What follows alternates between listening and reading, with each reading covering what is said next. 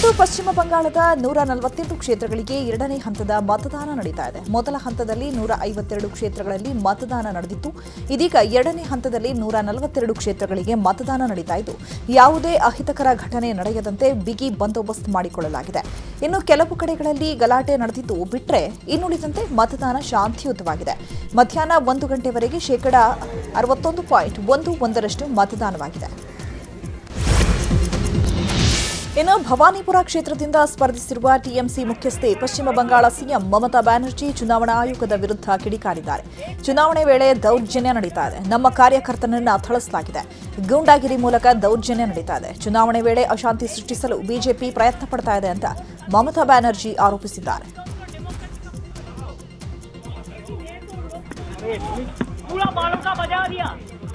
पूरा इसको एट्रोसिटीज कर दिया. Intention is very clear that BJP wants that forceful. ಸದ್ಯದಲ್ಲಿ ರಾಜ್ಯ ಕಾಂಗ್ರೆಸ್ನ ಕೆಲವು ನಾಯಕರು ದೆಹಲಿಯಲ್ಲಿದ್ದಾರೆ. ಸಚಿವ ಸಂಪುಟ ವಿಸ್ತರಣೆ ಸೇರಿದಂತೆ ಅನೇಕ ವಿಚಾರಗಳ ಬಗ್ಗೆ ಚರ್ಚೆ ನಡೆಸೋಕೆ ದೆಹಲಿಗೆ ತೆರಳಿದ್ದಾರೆ. ಇದೀಗ ನಿನ್ನೆ ಸಚಿವ ಡಾಕ್ಟರ್ ಮಹದೇವಪ್ಪ ನೇತೃತ್ವದಲ್ಲಿ ಮೀಟಿಂಗ್ ನಡೆಯಿತು. ಸಂಸದ ಸುನೀಲ್ ಬೋಸ್ ನಿವಾಸದಲ್ಲಿ ಡಿನ್ನರ್ ಮೀಟಿಂಗ್ ನಡೆದಿದೆ. ಈ ಮೀಟಿಂಗ್ ಬಗ್ಗೆ ಇದೀಗ ಕುತೂಹಲ ಹೆಚ್ಚಾಗಿದೆ. ಇನ್ನು ರಾಷ್ಟ್ರೀಯ ಪರಿಶಿಷ್ಟ ಆಯೋಗದ ಅಧ್ಯಕ್ಷ ಕಿಶೋರ್ ಮಕ್ವಾನಾ ಅವರನ್ನ ಮಹದೇವಪ್ಪ ಭೇಟಿಯಾಗಿದ್ದಾರೆ. ದೆಹಲಿಯ ಕಚೇರಿಯಲ್ಲೇ ಭೇಟಿಯಾಗಿ ಒಳ ಮೀಸಲಾತಿ ಬಗ್ಗೆ ಚರ್ಚೆ ನಡೆಸಿದ್ದಾರೆ. ಕರ್ನಾಟಕದಲ್ಲಿ ಒಳ ಮೀಸಲಾತಿ ತಂದ ಬಗ್ಗೆ ಕಿಶೋರ್ಗೆ ಮಾಹಿತಿ ಕೊಟ್ಟರು. ಸಿಎಂ ಬದಲಾವಣೆ ಗೊಂದಲದ ವಿಚಾರವಾಗಿ ಕಾಂಗ್ರೆಸ್ ನಾಯಕರು ಒಬ್ಬೊಬ್ಬರಾಗಿ ಪ್ರತಿಕ್ರಿಯೆ ಕೊಡ್ತಿದ್ದಾರೆ. ಬೆಂಗಳೂರಲ್ಲಿ ಮಾತನಾಡಿದ ಗೃಹ ಸಚಿವ ಪರಮೇಶ್ವರ್, ಸಿಎಂ ವಿಚಾರದಲ್ಲಿ ಬಹಳ ಮಾಹಿತಿ ನಮಗಿಲ್ಲ, ನಾವು ಮಾತನಾಡೋದು ಸಮಂಜಸ ಅಲ್ಲ. ಖರ್ಗೆ ಅವರಿಗೆ ರಾಜ್ಯದ ಎಲ್ಲ ವಿಚಾರ ಗೊತ್ತಿದೆ, ರಾಜ್ಯದ ರಾಜಕಾರಣ ಗೊತ್ತಿದೆ, ಅನುಭವ ಎಲ್ಲವೂ ಇದೆ. ಅವರು ಸಿಎಂ ಆದರೆ ಬಹಳ ಸಂತೋಷ ಅಂತ ಹೇಳಿದರು. ಇನ್ನು ಸಚಿವ ಎಂಬಿ ಪಾಟೀಲ್ ಮಾತನಾಡಿ, ದಲಿತ ಸಿಎಂ ಕೂಗಿಗೆ ಹೈಕಮಾಂಡ್ ಉತ್ತರ ನೀಡುತ್ತೆ. ಲಿಂಗಾಯತ ಸಮುದಾಯವು ಸಿಎಂ ಸ್ಥಾನಕ್ಕೆ ಬೇಡಿಕೆ ಇಡಬಹುದು, ಹೈಕಮಾಂಡ್ ತೀರ್ಮಾನ. ರಾಜ್ಯದಲ್ಲಿ ಸಿಎಂ ಸಿದ್ದರಾಮಯ್ಯ, ಕೆಪಿಸಿಸಿ ಅಧ್ಯಕ್ಷ ಡಿಕೆಶಿ, ಸಚಿವ ಸತೀಶ್ ಜಾರಕಿಹೊಳಿ ಸೇರಿದಂತೆ ಎಲ್ಲರ ಸಂಘಟಿತ ಪ್ರಯತ್ನದಿಂದ ಕಾಂಗ್ರೆಸ್ ಗೆಲುವು ಸಾಧಿಸಿದೆ ಅಂತ ಹೇಳಿದರು. ಇದೇ ವಿಚಾರವಾಗಿ ಅಶೋಕ್ ಪಟ್ಟಣ್ ಕೂಡ ಮಾತನಾಡಿದ್ದಾರೆ.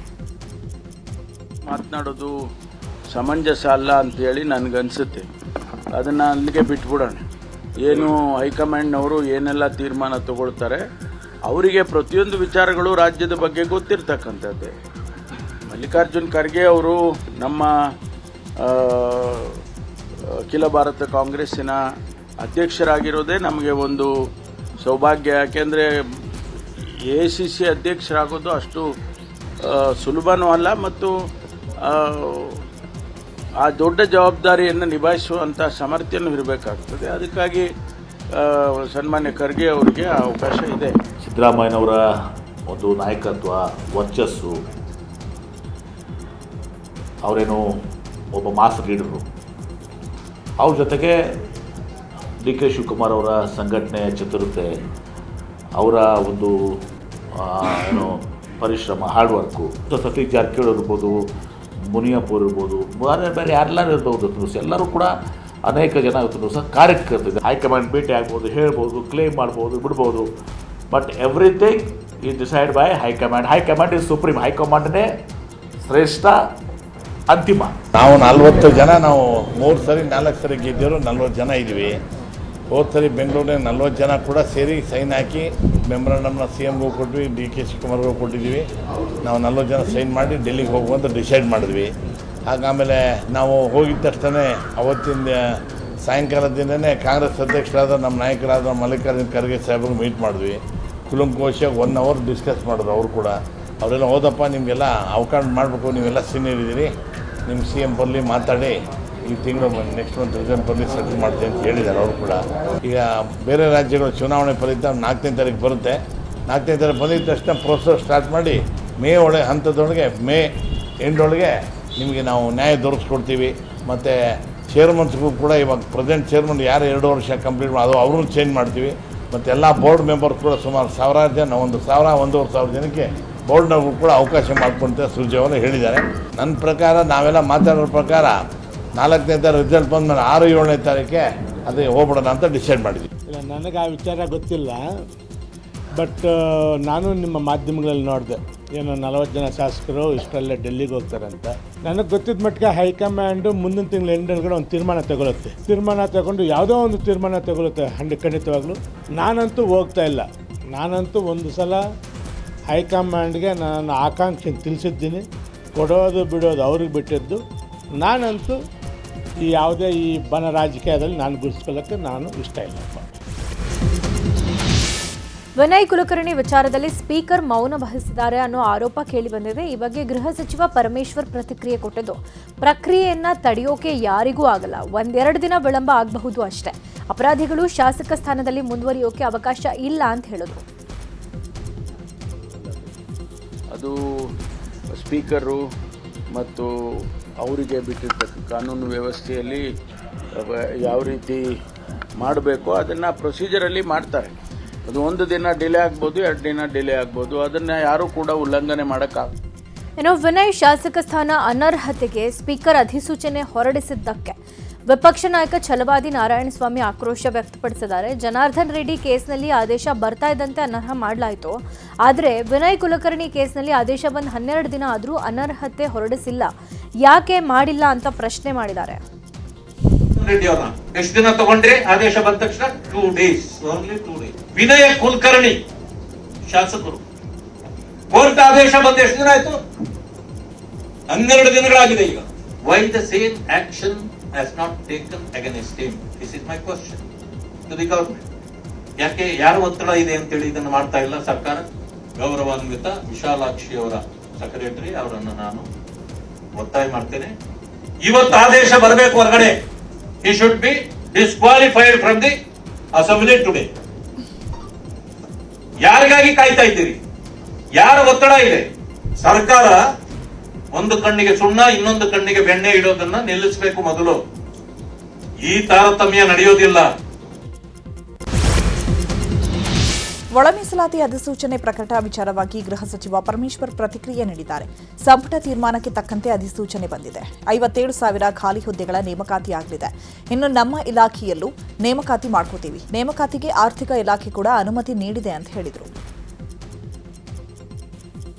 ತಕ್ಕನಂಗೆ ತೀರ್ಮಾನ ಆಗಿದೆ. ತೀರ್ಮಾನಕ್ಕೆ ತಕ್ಕನಂಗೆ ಅಧಿಸೂಚನೆಯನ್ನ ಮಾಡಿದ್ದಾರೆ. ಬಹಳ ಒಳ್ಳೆಯದು. ಈಗ ನಾವು 56,000 ಹುದ್ದೆಗಳನ್ನು ಏನು ನಾವು ನೇಮಕಾತಿ ಮಾಡಬೇಕು ಅಂತ ಇದ್ದೇವೆ. ಈ ಅಧಿಸೂಚನೆ ಆದ ತಕ್ಷಣವೇ ಅವರು ನೋಟಿಫಿಕೇಶನ್ಗಳನ್ನು ಎಲ್ಲ ಇಲಾಖೆಗಳು ಮಾಡ್ತಾರೆ.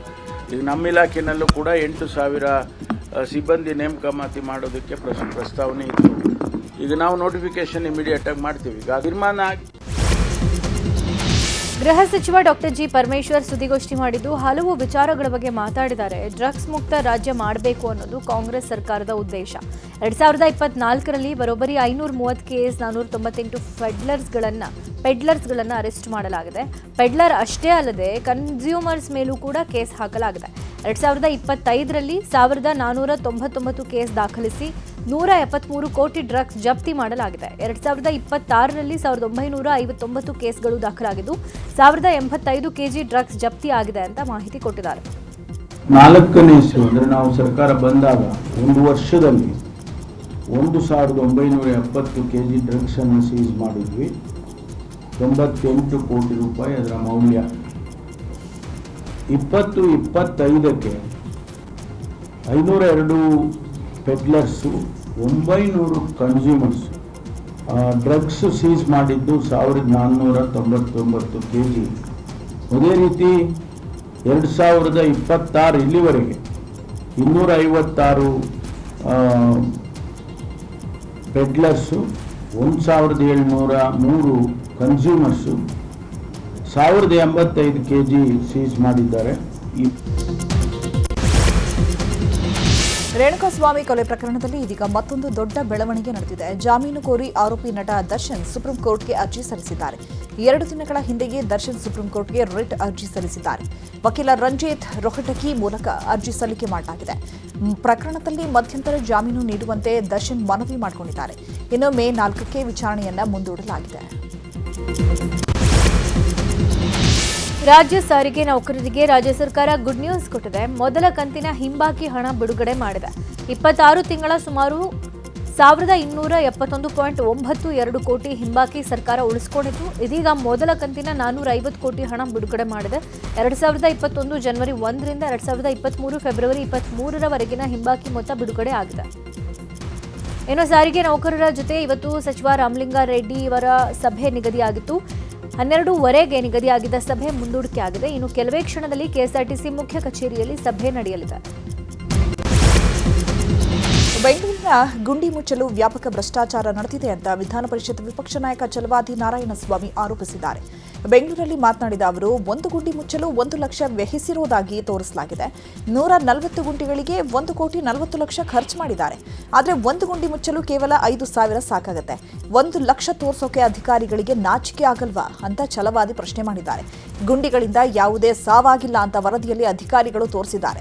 ಆದರೆ ವರದಿಗಳು ಬೇರೆಯೇ ಕತೆ ಹೇಳ್ತಿವೆ ಅಂತ ಛಲವಾದಿ ಆರೋಪಿಸಿದ್ದಾರೆ. ಭ್ರಷ್ಟಾಚಾರದ ಕೂಪವಾಗಿದೆ. ಎಲ್ಲೆಲ್ಲಿ ಗುಂಡಿಗಳನ್ನ ಮುಚ್ಚಿದ್ದೀವಿ. ಯಶವಂತಪುರ 1 ಗುಂಡಿಯೂ ಇಲ್ಲ ಅವರ ಪ್ರಕಾರ. ಯಾವ ಗುಂಡಿಯನ್ನು ಮುಚ್ಚಿಲ್ಲ. ಆನೇಕಲ್ನಲ್ಲಿ 1 ಗುಂಡಿಯೂ ಇಲ್ಲ. ಮಹದೇವಪುರದಲ್ಲಿ ಗುಂಡಿಯೇ ಇಲ್ಲ. ಗುಂಡಿಗಳ ಕ್ಷೇತ್ರ ಅಂತಲೇ ಹೆಸರಾಗಿದೆ. ಇದರಲ್ಲಿ ಒಟ್ಟು 41,150 ಗುಂಡಿಗಳಿದೆ ಅಂತ ಅವ್ರು ಹೇಳಿದ್ದಾರೆ. 39,887 ಗುಂಡಿಗಳನ್ನ ಮುಚ್ಚಿದ್ದೇವೆ.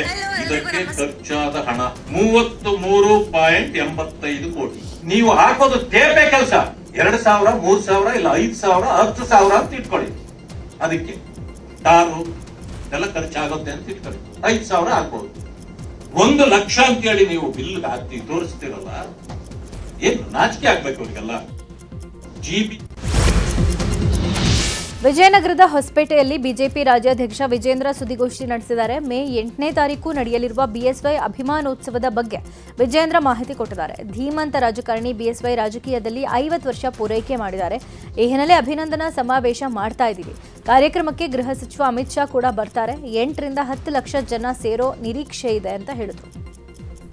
ಮಾಜಿ ಮುಖ್ಯಮಂತ್ರಿಗಳು ಸನ್ಮಾನ್ಯ BS ಯಡಿಯೂರಪ್ಪನವರ ರಾಜಕೀಯ ಪಯಣ 50 ವರ್ಷಗಳನ್ನ ಪೂರೈಸಿರ್ತಕ್ಕಂತ ಶುಭ ಗಳಿಗೆನಲ್ಲಿ ಸನ್ಮಾನ್ಯ ಯಡಿಯೂರಪ್ಪನವರಿಗೆ ಅಭಿನಂದಿಸಬೇಕು. ಎಲ್ಲ ಹಿರಿಯರು ಗುರುಗಳು ಎಲ್ಲ ಕೂತು ನಿಶ್ಚಯ ಮಾಡಿದಂತ ಸಂದರ್ಭದಲ್ಲಿ ಮೇ 9ನೇ ತಾರೀಕು ಚಿತ್ರದುರ್ಗ ನಗರದಲ್ಲಿ ಮುರುಘಾ ಮಠ ಪಕ್ಕದಲ್ಲಿರ್ತಕ್ಕಂತ ಮೈದಾನದಲ್ಲಿ BS ಯಡಿಯೂರಪ್ಪನವರ ಅಭಿಮಾನೋತ್ಸವವನ್ನ ಆಯೋಜನೆ ಮಾಡಿದ್ದೇವೆ. ಉಕ್ಕಿನ ಮನುಷ್ಯ ಎಂದೇ ಖ್ಯಾತಿ ಆಗಿರುವಂತಹ ನಮ್ಮ ಗೃಹ ಸಚಿವರಾಗಿರುವಂತಹ ಅಮಿತ್ ಶಾ ಜಿ ಅವರ ಆ ಕಾರ್ಯಕ್ರಮಕ್ಕೆ ಬರ್ತಾ ಇದ್ದಾರೆ. ರಾಜ್ಯದ ಮೂಲೆ ಮೂಲೆಗಳಿಂದ ಸುಮಾರು 8ರಿಂದ 10 ಲಕ್ಷ ಅಭಿಮಾನಿಗಳು ಆ ಕಾರ್ಯಕ್ರಮಕ್ಕೆ ಅಭಿಮಾನೋತ್ಸವಕ್ಕೆ ಬರ್ತಾ ಇದ್ದಾರೆ. ಪುರ ಪ್ರವೇಶವನ್ನ ಸನ್ಮಾನ್ಯ BS ಯಡಿಯೂರಪ್ಪ ಅವರು ಮಾಡೋರಿದ್ದಾರೆ. ಶಿವಮೊಗ್ಗದ ಕುವೆಂಪು ವಿವಿಯಲ್ಲಿ NSUI ಪ್ರತಿಭಟನೆ ನಡೆಸಿದೆ. ಪರೀಕ್ಷಾ ಶುಲ್ಕ ಹೆಚ್ಚಳ, ಫಲಿತಾಂಶ ವಿಳಂಬ ಸೇರಿದಂತೆ ಅನೇಕ ವಿಚಾರಕ್ಕೆ ಸಂಬಂಧಪಟ್ಟಂತೆ NSUI ಕಾರ್ಯಕರ್ತರು ಪ್ರತಿಭಟನೆ ಮಾಡಿದ್ದಾರೆ. ಪ್ರತಿಭಟನೆ ವೇಳೆ ಕಿಟಕಿ ಗಾಜು ಪುಡಿ ಮಾಡಿ ಹೂವಿನ ಕುಂಡಗಳನ್ನು ಧ್ವಂಸಗೊಳಿಸಿ ಕುಲಪತಿಯ ನಾಮಫಲಕಕ್ಕೆ ಮಸಿ ಬಳಿದು ಆಕ್ರೋಶ ಹೊರಹಾಕಿದ್ದಾರೆ. ಇನ್ನು ಕುಲಪತಿ ಡಾಕ್ಟರ್ ಶರತ್ ಅನಂತಮೂರ್ತಿಗೆ ಕಾರ್ಯಕರ್ತರು ಮುತ್ತಿಗೆ ಹಾಕಿದರು. ಬೀದರ್ನ ಗುರುನಾನಕ್ ಆಸ್ಪತ್ರೆಯಲ್ಲಿ ಅಗ್ನಿ ಅವಘಡ ಸಂಭವಿಸಿದೆ. ಶಾರ್ಟ್ ಸರ್ಕ್ಯೂಟ್ನಿಂದ ಆಸ್ಪತ್ರೆ ಹೊತ್ತಿ ಉರಿದಿದೆ. ಇನ್ನು ಗುರುನಾನಕ್ ಆಸ್ಪತ್ರೆಗೆ ದಾಖಲಾಗಿದ್ದ ರೋಗಿಗಳನ್ನು ಕೂಡಲೇ ಬೇರೆ ಆಸ್ಪತ್ರೆಗೆ ಶಿಫ್ಟ್ ಮಾಡಲಾಗಿದೆ. ಸುಮಾರು 15ಕ್ಕೂ ಅಧಿಕ ರೋಗಿಗಳನ್ನು ಶಿಫ್ಟ್ ಮಾಡಲಾಗಿದೆ. ಅದೃಷ್ಟವಶಾತ್ ಯಾವುದೇ ಪ್ರಾಣಹಾನಿ ಸಂಭವಿಸಿಲ್ಲ. ಸ್ಥಳಕ್ಕಾಗಮಿಸಿದ 2 ಅಗ್ನಿಶಾಮಕ ವಾಹನ ಬೆಂಕಿ ನಂದಿಸಲು ಸರ್ಕಸ್ ಮಾಡ್ತಾರೆ. ಬೆಳಗಾವಿ ಜಿಲ್ಲೆ ಚಿಕ್ಕೋಡಿಯಲ್ಲಿ ಫರ್ನಿಚರ್ ತಯಾರಿಕಾ ಅಂಗಡಿ ಹೊತ್ತಿ ಉರಿದಿದೆ. ಭೀಮನಗರದ ಉರ್ದು ಶಾಲೆ ಬಳಿ ಘಟನೆ ನಡೆದಿದೆ. ವಿಲಾಸ್ ಅನ್ನೋರಿಗೆ ಸೇರಿದ ಅಂಗಡಿಯಲ್ಲಿ ಶಾರ್ಟ್ ಸರ್ಕ್ಯೂಟ್ನಿಂದ ಅಗ್ನಿ ಅನಾಹುತ ಸಂಭವಿಸಿದೆ.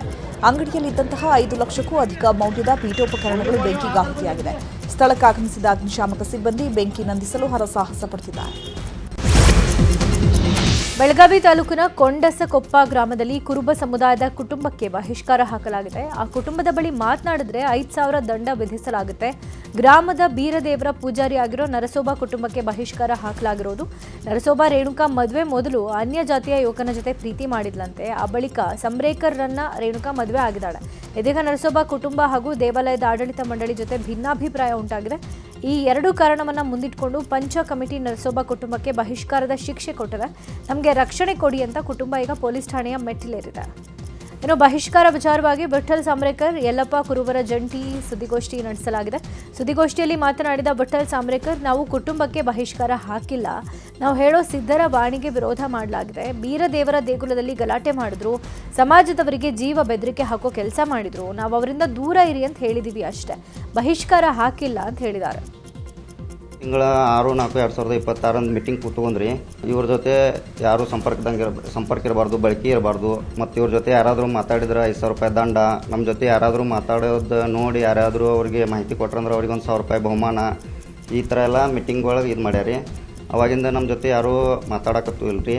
ಮತ್ತು ಫಂಕ್ಷನ್ಗಳ ಪೂಜಾ ಗುಡಿ ವಿಚಾರವಾಗಿ, ಜಾತ್ರೆ ವಿಚಾರವಾಗಿ ಯಾರೂ ಕರಿಯಾಕತ್ತಿಲ್ರಿ. ಮತ್ತು ಮನೆ ವಾಸ್ತುಕದು ಅದು ನಮ್ಮ ಅಂತಂಬ್ರೋದು ಅವರು ಕರೀಲಿಲ್ರಿ. ಕಲ್ಲು ಹೊಡೆದು ಕಿಟಕಿ ಹೊಡೆದು ಹೋಗ್ಯಾರ. ನಮ್ಮ ತಾಯಿ ಮತ್ತು ತಂಗಿ ಇಬ್ಬರು ಇದ್ದರೆ ಮನ್ಯಾಗ. ನಮ್ಮ ತಂದೆ ಮತ್ತು ನಮ್ಮ ಅಣ್ಣಾರ ಕುರಿಯಾಗಿರ್ತಾರೆ, ನಾವು ಬೆಳಗಾವ್ದಾಗ ಇರ್ತೀವಿ ರೀ. ರಾತ್ರಿ ಕಲ್ಲು ಹೊಡೆದು ಹೋಗ್ಯಾರ.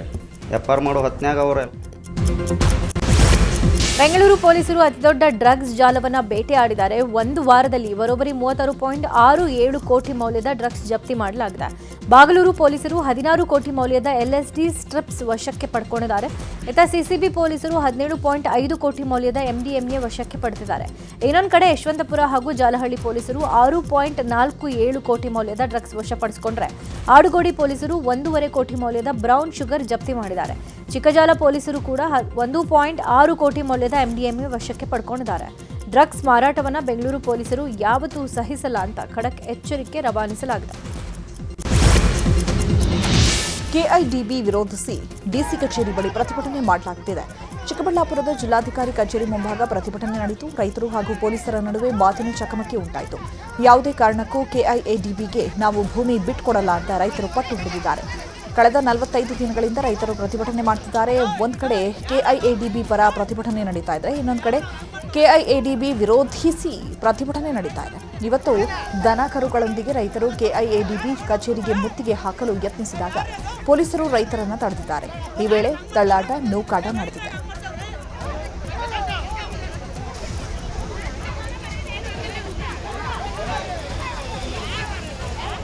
ಅಧಿಕಾರಿ ಜೆನ್ಸ್ ಮೇಲೆ ಕೈ ಹಾಕಿದಾರಲ್ಲ, ಯಾವ ಮಾತಾಡ್ಬೇಕು? ಅದೇ ಜೆನ್ಸ್ ಹೇಳಿ ಪೊಲೀಸ್ ಮೇಲೆ ಕೈ ಹಾಕಿದ್ರೆ ಯಾವ ಅಧಿಕಾರ ಚಲಾಯಿಸ್ತಾರೆ ಇವರು? ಅಲ್ಲ, ಒಂದು ಉಸ್ತುವಾರಿ ಮಂತ್ರಿ ಬರೋದಕ್ಕೆ ಒಂದು ಮೀಟಿಂಗ್ ಮಾಡಕ್ಕೆ ರೈತರನ್ನ ಒಳ್ಳೆ ಒಳಗೆ ಇಷ್ಟೊಂದು ತಾಕಬಂದಿ ಅವಶ್ಯಕತೆ ಐತೆ ಉಸ್ತುವಾರಿ ಮಂತ್ರಿಗಳಿಗೆ. ಶೇಮ್ ಉಸ್ತುವಾರಿ ಮಂತ್ರಿಗಿರಿನೇ ಶೇಮ್ ಸರ್. ಒಬ್ಬ ರೈತ ಹೋರಾಟಗಾರರ ಲೇಡೀಸ್ ಇಲಾಖೆಯಿಂದ, ಲೇಡೀಸ್ ಕಾನ್ಸ್ಟೇಬಲ್ ಪೊಲೀಸರಿಂದ ಪಟ್ಟ ಅಂದ್ರೆ ಯಾವ ಮಟ್ಟಕ್ಕಿದೆ ಅಂತ ಇವರಿಲ್ಲ. ಇವಾಗ ಕಾನೂನಾತ್ಮಕ ಮಾಡ್ತಿಲ್ಲ, ಉಸ್ತುವಾರಿ ಮಾತ್ರ ಚೇಳಲ್ಲ ಕೆಲಸ ಮಾಡ್ತಾರೆ ಪೊಲೀಸ್ ಅಧಿಕಾರಿ. ರಾಬರಿ ಪ್ರಕರಣದ ಆರೋಪಿಯನ್ನ ಸ್ಥಳ ಮಹಜರ್ಗೆ ಕರೆತಂದ ವೇಳೆ ಭಾರೀ ಹೈಡ್ರಾಮಾ ನಡೆದಿದೆ.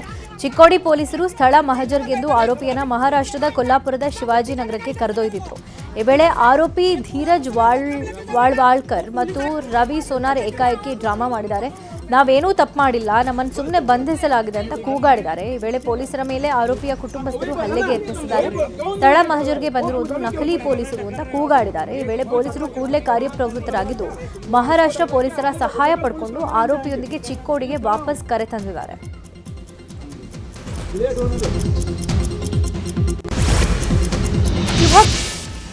ಇನ್ನು ಮದ್ಯ ಸೇವಿಸಿ ವೈದ್ಯ ರಂಪಾಟವನ್ನ ಮಾಡಿದ್ದಾನೆ.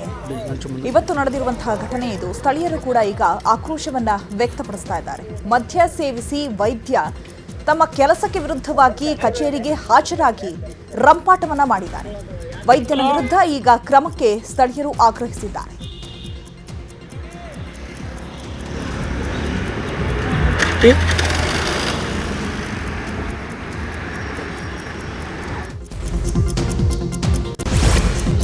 ಬೊಮ್ಮನಹಳ್ಳಿಯ ಸೋಮಸುಂದರಪಾಳ್ಯದಲ್ಲಿ ಅಗ್ನಿ ಅವಘಡ ಸಂಭವಿಸಿದ್ದು 2 ದಿನಗಳ ಹಿಂದೆ ಅಗ್ನಿ ಅವಘಡ ಸಂಭವಿಸಿದ್ದು ಶೆಡ್ಗಳಿಗೆ ಗಾಂಜಾ ವ್ಯಸನಿಗಳು ಬೆಂಕಿ ಹಚ್ಚಿದ್ದಾರೆ ಅಂತ ಶಾಸಕ ಸತೀಶ್ ರೆಡ್ಡಿ ಗಂಭೀರ ಆರೋಪ ಮಾಡಿದ್ದಾರೆ.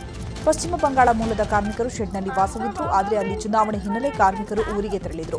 ಈ ವೇಳೆ ಗಾಂಜಾ ವ್ಯಸನಿಗಳು ಬೆಂಕಿ ಹಚ್ಚಿದ್ದಾರೆ ಅಂತ ಆರೋಪಿಸಲಾಗಿದೆ. ಶೆಡ್ಗಳಲ್ಲಿ ಹಲವು ದಿನಗಳಿಂದ ಗಾಂಜಾ ಮಾರಾಟ ಮಾಡಲಾಗ್ತಾ ಇದೆ ಅಂತ ಶಾಸಕ ಗಂಭೀರ ಆರೋಪ ಮಾಡಿದ್ದಾರೆ. ಅಗ್ನಿ ಅವಘಡದ ಸ್ಥಳಕ್ಕೆ ಭೇಟಿ ನೀಡಿದ ಸತೀಶ್ ರೆಡ್ಡಿ ಪರಿಶೀಲಿಸಿದ್ದಾರೆ. ಬೆಳಗಾವಿ ಜಿಲ್ಲೆಯಲ್ಲಿ ಬಿಸಿಲಿನ ತಾಪ ದಿನೇ ದಿನೇ ಹೆಚ್ಚಾಗ್ತಾ ಇದೆ. ಬಿಸಿಲಿಂದಾಗಿ ಜನರಿಗೆ ಹಲವು ಆರೋಗ್ಯ ಸಮಸ್ಯೆಗಳು ಕಾಣಿಸಿಕೊಳ್ತಾ ಇವೆ. ಈ ಹಿನ್ನೆಲೆ ಆರೋಗ್ಯ ಇಲಾಖೆ ಮುನ್ನೆಚ್ಚರಿಕೆ ವಹಿಸಿದೆ. ಅಥಣಿ, ರಾಯಬಾಗ, ರಾಮದುರ್ಗ, ಗೋಕಾಕ ತಾಲೂಕಿನಲ್ಲಿ ಅತಿ ಹೆಚ್ಚು ಉಷ್ಣಾಂಶ ದಾಖಲಾಗಿದೆ. ಈ ಹಿನ್ನೆಲೆ 176 ಸರ್ಕಾರಿ ಆಸ್ಪತ್ರೆಗಳಲ್ಲಿ ವಿಶೇಷ ವಾರ್ಡ್ ಮೀಸಲಿಡಲಾಗಿದೆ. ಬಿಸಿಲಿನ ತಾಪದ ಬಗ್ಗೆ ಎಚ್ಚರ ವಹಿಸುವಂತೆ ಆರೋಗ್ಯ ಇಲಾಖೆ ಹೇಳಿದೆ. ಇತ್ತ ಬೀದರ್ನಲ್ಲೂ ಬಿಸಿಲಾಘಾತಕ್ಕೆ ಜನ ಹೈರಾಣಾಗಿದ್ದು ಯಾವುದೇ ಸಮಸ್ಯೆ ಆಗದಂತೆ ಕಟ್ಟೆಚ್ಚರ ವಹಿಸಲಾಗಿದೆ. ಕೊಲ್ಲಿ ಯುದ್ಧದ ಎಫೆಕ್ಟ್ನಿಂದಾಗಿ ಆಂಧ್ರಪ್ರದೇಶದಲ್ಲಿ ಪೆಟ್ರೋಲ್ ಡೀಸೆಲ್ ಕೊರತೆ ಹೆಚ್ಚಾಗಿದೆ. ಪೆಟ್ರೋಲ್ ಡೀಸೆಲ್ ಕೊರತೆಯಿಂದಾಗಿ 100 ಬಂಕ್ಗಳು ಬಂದ್ ಆಗಿವೆ. ಕರ್ನೂಲ್ನಲ್ಲಿ ಬೈಕ್ ಕಾರುಗಳಿಗೆ ಇಂತಿಷ್ಟೇ ಲೀಟರ್ ಪೆಟ್ರೋಲ್ ಡೀಸೆಲ್ ನಿಗದಿಯಾಗಿದೆ. ಬೈಕ್ಗಳಿಗೆ 3 ಲೀಟರ್ ಮಾತ್ರ ಪೆಟ್ರೋಲ್ ನಿಗದಿಪಡಿಸಲಾಗಿದ್ದು, ಕಾರ್, ಜೀಪ್ಗಳಿಗೆ 20 ಲೀಟರ್, ಲಾರಿ, ಟ್ರಕ್ಗಳಿಗೆ 50 ಲೀಟರ್ ಪೆಟ್ರೋಲ್ ಡೀಸೆಲ್ ನಿಗದಿಪಡಿಸಲಾಗಿದೆ. 2025ರ ಫೆಬ್ರವರಿ 14ರಂದು ಹಸೆಮಣೆ ಏರಿದ್ದ ನಟ ಡಾಲಿ ಧನಂಜಯ್ ಹಾಗೂ ಧನ್ಯತಾ ಜೋಡಿ ಇದೀಗ ಮೊದಲ ಮಗುವಿನ ಆಗಮನದ ಖುಷಿಯಲ್ಲಿದ್ದಾರೆ. ನಟ ಡಾಲಿ ಧನಂಜಯ್ ಹಾಗೂ ಪತ್ನಿ ಧನ್ಯತಾ ಫೋಟೋಶೂಟ್ ಮಾಡಿಸಿದ್ದಾರೆ. ಅಪ್ಪನಾಗ್ತಾ ಇರೋ ಖುಷಿ ವ್ಯಕ್ತಪಡಿಸಿರುವ ಡಾಲಿ ಧನಂಜಯ್, ನಮ್ಮ ಪ್ರಪಂಚ ದೊಡ್ಡದಾಗ್ತಾ ಇದೆ ಅಂತ ಸಾಮಾಜಿಕ ಮಾಧ್ಯಮಗಳಲ್ಲಿ ಪೋಸ್ಟ್ ಮಾಡಿದ್ದಾರೆ. ಸೆನ್ಸಾರ್ ಬೋರ್ಡ್ನಿಂದ ಕೇಡಿ ಚಿತ್ರಕ್ಕೆ ಕೊನೆಗೂ ಗ್ರೀನ್ ಸಿಗ್ನಲ್ ಸಿಕ್ಕಿದೆ. ಆಕ್ಷನ್ ಪ್ರಿನ್ಸ್ ನಟ ಧ್ರುವ ಸರ್ಜಾ ಅಭಿನಯದ ಜೋಕಿ ಪ್ರೇಮ್ ನಿರ್ದೇಶನದ ಕೇಡಿ ಚಿತ್ರಕ್ಕೆ ಎ ಸರ್ಟಿಫಿಕೇಟ್ ಸಿಕ್ಕಿದೆ. ನಾಳೆ ಕೇಡಿ ಚಿತ್ರ ರಾಜ್ಯಾದ್ಯಂತ ಅದ್ದೂರಿಯಾಗಿ ರಿಲೀಸ್ ಆಗ್ತಾ ಇದ್ದು, ನಾಳೆ ಕನ್ನಡದಲ್ಲಿ ಮಾತ್ರ ಬಿಡುಗಡೆ ಆಗಲಿದೆ. ಕನ್ನಡ ಹೊರತುಪಡಿಸಿ ಬೇರೆ ಭಾಷೆಗೆ ಇನ್ನೂ ಸೆನ್ಸಾರ್ ಆಗದ ಕಾರಣ 1 ವಾರ ತಡವಾಗಿ ಬೇರೆ ಭಾಷೆಗಳಲ್ಲಿ ರಿಲೀಸ್ ಆಗಲಿದೆ.